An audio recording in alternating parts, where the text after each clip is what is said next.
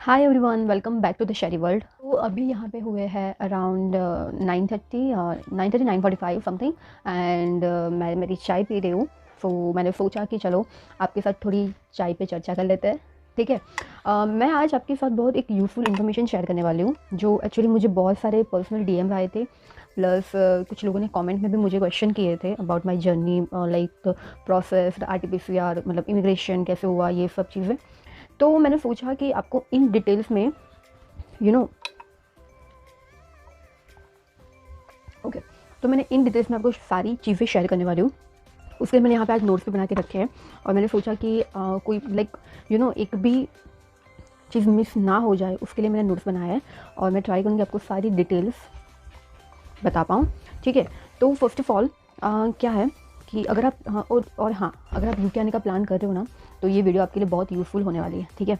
तो first of all मैं आपको बताऊंगी कि अगर आप प्लान कर रहे हो यूके आने का, तो फर्स्ट ऑफ ऑल आपको आइल्स देना होगा। लाइक आइल्स मैंडेटरी है। मैं ये नहीं बोल रही हूँ, आई नो कि हमारे इंडिया में बहुत सारे ऐसे लाइक कंसल्टेंसी है जहाँ पे ऐसे, और दूसरा कि बड़े बड़े बैनर लगाए हुए थे कि यूके विदाउट आइल्स। ठीक है। यूके विदाउट आइल्स आप कर सकते हो, बट उसके लिए भी बेसिक क्राइटेरिया है जो आपको फुलफ़िल करना होता है। बिकॉज जैसे कि 12th में आपके 70 या 65% से ज़्यादा होने चाहिए तो आप एलिजिबल हो रहे हो यूनिवर्सिटी में। और दूसरा ये चीज़ कि यहाँ पे बहुत ऐसे रेयर यूनिवर्सिटी है जो आपको 12th के इंग्लिश के मार्क्स पे आपको लेती है।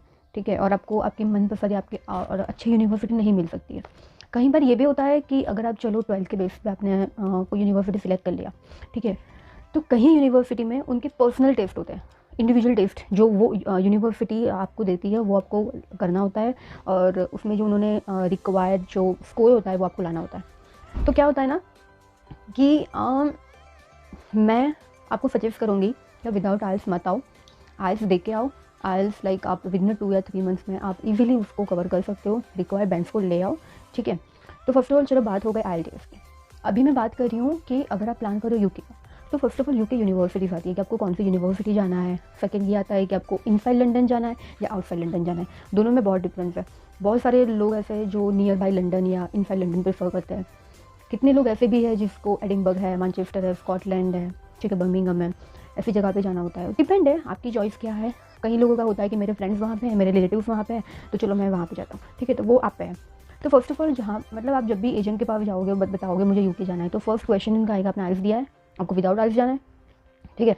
तो आइल्स नेसेसरी, आइल्स दे के ही आओ। बिकॉज आपको इमिग्रेशन में उनका समझ में, मतलब वो क्या बोले आपको समझ में नहीं आया तो प्रॉब्लम होगी, लाइक आपको उठा के बिठा देंगे, क्योंकि इमिग्रेशन में भी क्वेश्चन किए जाते हैं। ठीक है। दूसरा कि यूके की बहुत सारी यूनिवर्सिटी ऐसी है, मतलब I think almost university interview लेती है। तो without interview I don't think so कि मतलब आप यहाँ आप उसको क्रैक कर पाओ। डिपेंड है आप कौन सी यूनिवर्सिटी लेते हो। ठीक है। जैसे कि बता दूं कि first of all offer letter के टाइम आपको इंटरव्यू देना होता है। सेकंड ये आता है कि अगर आपने कास्ट लेटर के लिए रिक्वेस्ट किया है तो वो लोग प्री कास्ट इंटरव्यू लेते हैं। ठीक है। मैं आपको इन डिटेल्स इसलिए बता पा रही हूँ because I was a counsellor, UK counsellor when I was in India. तो मुझे पता है कि प्रोसेस कैसे रहती है, और मैंने मेरी खुद की प्रोसेस खुद से ही, मतलब ऑलमोस्ट मैंने खुद से ही सब कुछ किया हुआ है। तो I know each and everything, क्योंकि मैंने बहुत टाइम तक UK counsellor, as a UK counsellor मैंने काम किया हुआ है। तो मैं आपको आई थिंक थोड़ी अच्छी एडवाइस दे सकती हूँ। ठीक है। सो बात करते हैं, ओके, तो यूके यूनिवर्सिटी। ठीक है। तो क्या होता है ना कि इंटरव्यू आता है, तो प्रीफर करो कि आइल्स दे के आओ। अगर आपको इंग्लिश नहीं समझ आएगी तो आप यहाँ पे सफ़र नहीं कर पाओगे, बिकॉज ये लोग जो इंग्लिश बोलते हैं मतलब इतना फास्ट बोलते हैं ना। ठीक है। तो आपको प्रॉब्लम हो सकती है, मे बी, डिपेंड है। तो प्रीफर मैं करूँगी कि आप आइल्स दे के आओ और आइल्स में रिक्वायर्ड बैंड स्कोर ले लो। ठीक है। बात आती है यूके यूनिवर्सिटीज़ की। तो जैसे मैंने बताया कि inside London, outside London, costing different होते हैं। ठीक है। तो आपको उनमें से जो भी लेना हो, मैं आपको कुछ सजेशन नहीं देने वाली हूँ इसमें। आपको जो भी लाइक मुझे लगता है ये यूनिवर्सिटी आप उसमें जा सकते हो। It's depend on you and your choice. ठीक है। सो बात करते हैं सेकेंड थिंग की, कि जैसे ही आपने यूनिवर्सिटी सिलेक्शन कर लिया, ठीक है, कि भाई चलो इनसाइड लंदन जो भी आपने सिलेक्ट किया हो, उसके बाद अब टाइम आता है कि offer letter. Offer letter issue होता है। ऑफर लेटर में कंडीशन, उसके बाद अनकंडीशनल, ठीक है, जो भी कंडीशन होती है वो आपको फुलफिल करनी है। उसके बाद अनकंडीशनल, उसके बाद आपको फीस पेमेंट आता है, इंटरव्यू आता है। इंटरव्यू में बहुत सारे क्वेश्चन है और बहुत सारे ऐसे पॉइंट है जो आपको ध्यान में रखने हैं। आई थिंक आपके एजेंट आपको प्रॉपर गाइड करेंगे ही उस टाइम, बट या कई कई लोग नहीं करते हैं, जो आपको लाइक खुद से ही प्रिपेयर करना होता है। तो इंटरव्यू में बेसिक क्वेश्चन आते हैं like tell me something about yourself, what's your passport number, your birth date, also have you compared any other universities in the UK, why you want to come UK only, have you compared any other countries, like about your finance, like who going to sponsor you during your education, your father has enough fund for your education, and all this stuff, like many questions depend on university आप कौन सी लेते हो। I think 15 to 20 minutes का interview रहता है और उसमें सारे क्वेश्चन किए जाते हैं, आपको प्रॉपर आंसर देना है। फॉर एग्जांपल उन्होंने आपको पूछा है वाई यूके, अभी आप लाइक ठीक है वाई यूके पूछा है, आपने बोला कि भाई हाँ यूके ये है, पॉपुलर डेफिनेशन है फॉर द हायर एजुकेशन, ये है वो है, ठीक है बिजनेस है, पर आपको यहाँ पे प्रॉपर पॉइंट्स देने हैं कि भाई यूके का बेसिक पॉइंट आपको नहीं बताना है कि भाई हाँ यूके में ये है, यहाँ पे ये है, नो पॉपुलर है वो पता है, इंग्लिश स्पीकिंग कंट्री है पता है कि भाई डिफरेंट कल्चर आपको मिलता है, वो ये सारे बेसिक पॉइंट हुए जो I think most of the student यही पॉइंट्स उठा के बोलते हैं। आपको क्या करना है, फॉर एग्जाम्पल जैसे कि आप आ रहे हो IT के लिए, बहुत सारे स्टूडेंट जो आ रहे हैं मैनेजमेंट के लिए, ठीक है हॉस्पिटलिटी के लिए, डिपेंड है आप कौन सी फील्ड से जा रहे हो यहाँ पे। फॉर एग्जांपल जैसे कि आप IT के लिए जा रहे हो, तो आपको IT के रिलेटेड कि भाई यहाँ पे जो यूके गवर्नमेंट ने आई थिंक इतना बिलियन इन्वेस्ट किया, मुझे आई थिंक प्रॉपर नंबर याद नहीं है क्योंकि मैंने मेरे टाइम पे प्रिपेयर किया था, कि इतना बिलियन उन्होंने बिलियन उन्होंने या इन्वेस्ट किया हुआ है स्पेशली टेक्नोलॉजी में। एंड उसमें क्या होता है कि अगर वो मुझे प्रैक्टिकल वर्क देते हैं तो मुझे ये बहुत यूज़फुल होगा, बिकॉज उन्होंने टेक्नोलॉजी में इतना सारा इन्वेस्ट किया हुआ है, बहुत सारी ऐसी टेक्नोलॉजिकल कंपनी वहाँ पे अवेलेबल है जो मुझे मेरे रिसर्च में, मेरे प्रोजेक्ट वर्क में यूज़फुल हो सकती है। ठीक है, मैंने ये जस्ट एग्जाम्पल आपको दिखाया। अभी आप मैनेजमेंट के लिए आ रहे हो तो आपको उसके रिगार्डिंग आपको पॉइंट्स देने वहाँ पे, ठीक है। तो ये चीज़ है। इंटरव्यू के लिए अगर आपको क्वेश्चन हो तो मुझे डिटेल्स में बताना, मैं आपको अलग से एक वीडियो बना के सारी डिटेल्स में पॉइंट टू पॉइंट मैं आपको बताऊंगी कि आपको आंसर कैसे देने हैं, ठीक है। और बात करते हैं नेक्स्ट पॉइंट की। तो चलो आपका हो गया, क्या हो गया, हाँ इंटरव्यू हो गया। उसके बाद आपका आता है कास्ट रिक्वेस्ट। कास्ट रिक्वेस्ट के लिए चाहिए आपके फाइनेंस लाइक बहुत इंपॉर्टेंट है, आपको फाइनेंस बहुत स्ट्रॉन्ग शो करना है। इनसाइड लंदन आते हो तो थोड़ा ज़्यादा हो जाएगा, आउटसाइड लंदन में कम होगा। कम मतलब इतना फ़र्क नहीं होता है, लाइक 2-3 लाख का कुछ डिफरेंट होता है, तो इस डिपेंड ऑन यू आप कहाँ पे जाते हो, ठीक है। तो फाइनेंस बहुत मैंडेटरी है, या तो फिर आप एजुकेशन लोन दिखा के आओ, FD दिखाओ, या फिर सेविंग अकाउंट में आपके फंड शो करो। उसके बाद कास्ट रिक्वेस्ट दे सकते हो। कास्ट रिक्वेस्ट के लिए आपको चाहिए मेडिकल प्लस फाइनेंस प्लस आपका अनकंडीशनल ऑफर लेटर, ठीक है। ये सारी और हाँ फीस। बहुत सारी यूनिवर्सिटी की रिक्वायरमेंट डिफरेंट होती है। जैसे कि बात करें, मैं कोई यूनिवर्सिटी का नाम नहीं लेना चाहूँगी, बट या कहीं यूनिवर्सिटी में होता है कि आपको 65% फीस पे करना है तो ही आप कास्ट रिक्वेस्ट कर सकते हो, ठीक है। होता है कि 50%, 65, 75, 85 डिपेंड ऑन द यूनिवर्सिटी, ठीक है। तो ये आपको मतलब आपकी जो कंडीशन ऑफ लेटर है अनकंडीशनल उसमें मेंशन होगा ही कि आपको कितना फीस पे करना है फॉर द कास्ट रिक्वेस्ट, ठीक है। तो कास्ट रिक्वेस्ट होने के बाद वो आपके फाइनेंस डॉक्यूमेंट चेक करेंगे। उसके बाद मे बी यहाँ पे प्री कास्ट इंटरव्यू आ सकता है। जैसे मैंने बताया, depend on the university, before conditional, before unconditional और बिफोर कास्ट, ये 3 जगह पे आपके इंटरव्यू आने के चांसेस है, ठीक है। Interview most of the video call पे ही होता है, ठीक है।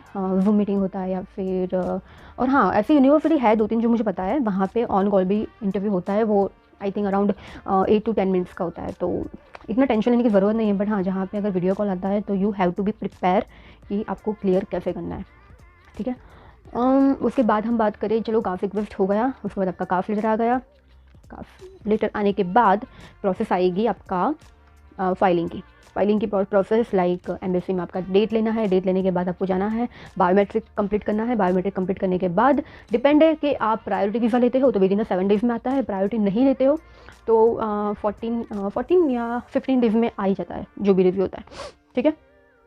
और या इसके बाद जैसे ही वीज़ा आता है उसके बाद एम्बेसी का हो गया। यहाँ पे चांसेस है कि एम्बेसी इंटरव्यू आए, डिपेंड है आपके फाइनेंस पे। अगर आपका फाइनेंस स्ट्रॉन्ग नहीं हुआ, फाइनेंस में कुछ डॉक्यूमेंट मिस हो गए, कि भी आपको वहाँ पे ध्यान रखना है। जब भी आप फाइलिंग के लिए जाते हो अपने एजेंट के वहाँ पे और कुछ भी लिए, आपको सारे डॉक्यूमेंट प्रॉपर देखने हैं, कौन कौन से डॉक्यूमेंट उन्होंने वहाँ पे अपलोड किए। अगर अपलोड नहीं किए हैं तो आपको वहाँ पे लेके जाना है। और हाँ, एक इंपॉर्टेंट थिंग कि आप जब भी, अगर फॉर एग्जाम्पल कि आपने डॉक्यूमेंट ऑनलाइन अपलोड नहीं किया है, आपके एजेंट ने मना किया कि आपको वहीं पर लेके जाना, तो इट्स ओके, उसमें कोई वो नहीं है।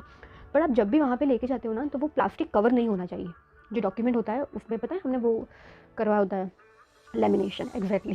ओके, तो लैमिनेशन नहीं होना चाहिए वहाँ पे। अगर लैमिनेशन हुआ तो वो लोग वो एक्सेप्ट नहीं करेंगे और आपको बोलेंगे चलो आप ज़ेरॉक्स निकाल के आओ, आपको मुझे कलर प्रिंट देना होगा। और अगर फॉर एग्जांपल आपने सुबह सुबह डेट ले लिया, लाइक टाइमिंग ले लिया कि भाई मैं 8:15 को जाने वाला हूँ फॉर माई बायोमेट्रिक, तो अगर जेरोक्स की सारी दुकान बंद हुई तो फिर आपको प्रॉब्लम हो सकती है। क्योंकि मेरे टाइम पे हुआ था ऐसा, बट लकीली उन्होंने देखा नहीं। मतलब फर्स्ट ऑफ ऑल क्या हुआ ना कि उन्होंने देखा नहीं कि मेरे एजेंट ने सारे डॉक्यूमेंट अपलोड कर दिए हैं, राइट।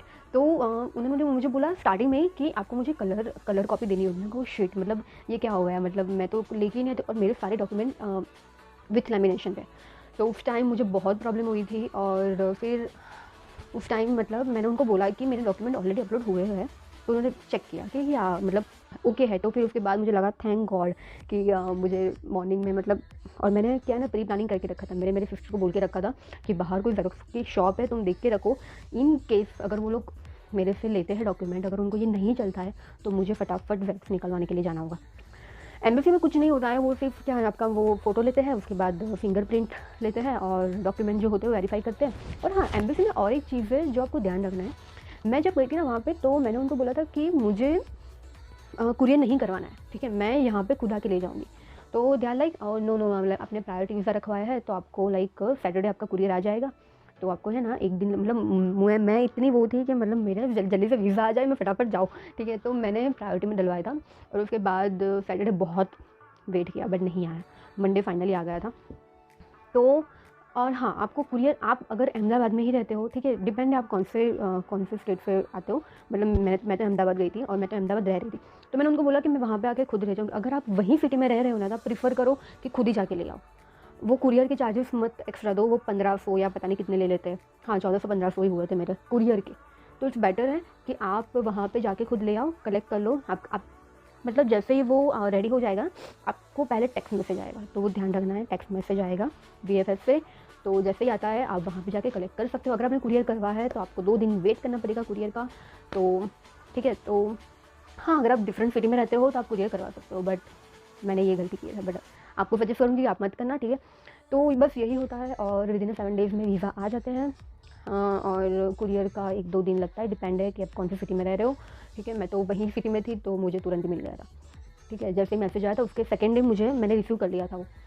और उसके बाद की जो प्रोसेस है, जैसे ही वीज़ा आता है टिकट का प्लानिंग करना होता है, ठीक है। टिकट करवाओ, टिकट में देख लो, मतलब बहुत सारी चीज़ें हैं जो आपको उसमें भी ध्यान रखनी है, ठीक है।